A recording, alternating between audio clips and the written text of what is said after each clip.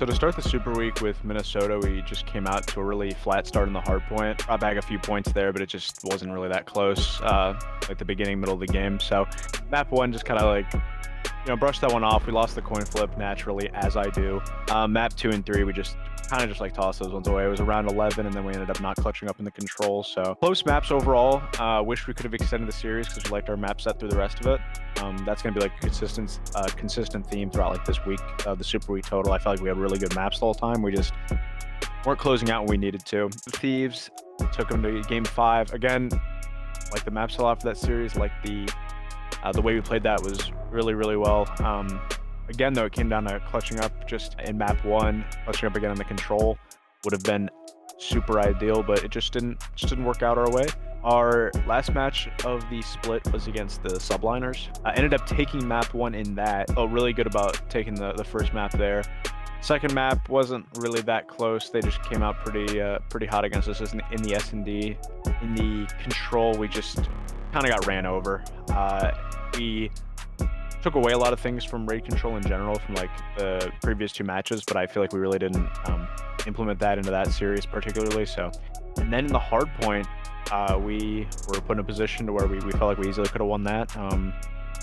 Maybe if Sam Strook would have gone his way, we could have taken that map and forced a game 5. But it is what it is. You live and you learn, and we're just excited to get into the major and keep things going because we know we're improving, and we're improving fast.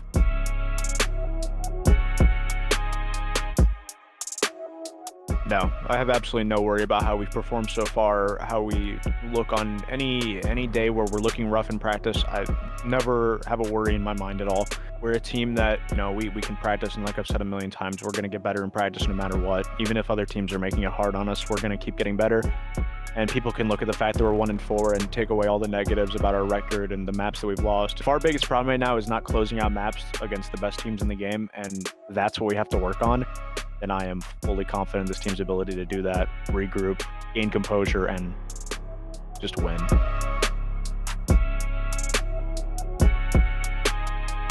don't think we've seen the best of Octane yet this year. He still has like those superstar games where he's just going nuts. But at the same time, I feel like he doesn't have to do that as much on this team. This team gives him a lot more room to just play his role, do his job. So maybe people just think he's worse now because of that. They're saying, like, oh, it's Octane's worst game in years. Like, no, he just doesn't have to go for 45 every match.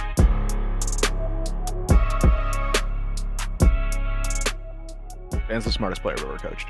Hands down, not close. It's sort of like exhausting to talk about because I feel like I get sick of like explaining it to people that are so lacking of knowledge about how like Dan works as a player and how his leadership affects a team. But Dan is just a phenomenal player. He's a phenomenal presence on a team. He just like, I watch him scrim for 6-7 days a week.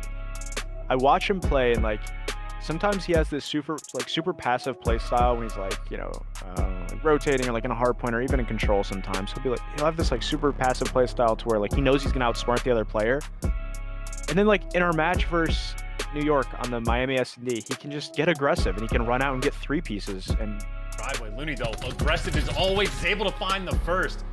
Might have the help for the second kill, doesn't even need it, gets himself Diamond Con head rip off. Just show people up. Like he's just a surprise player. You never know what he's gonna do.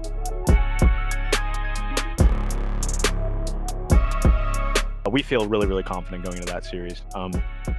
We feel like they're similar-ish to our team when it comes to like strengths and weaknesses, but we just think we match up way better. I mean, we feel extremely confident going into that one. I'm excited for the hard points, and as long as we clutch up and stay consistent in S&D, we also can taking the control would be huge, and I would expect if we take control, it would end the series soon.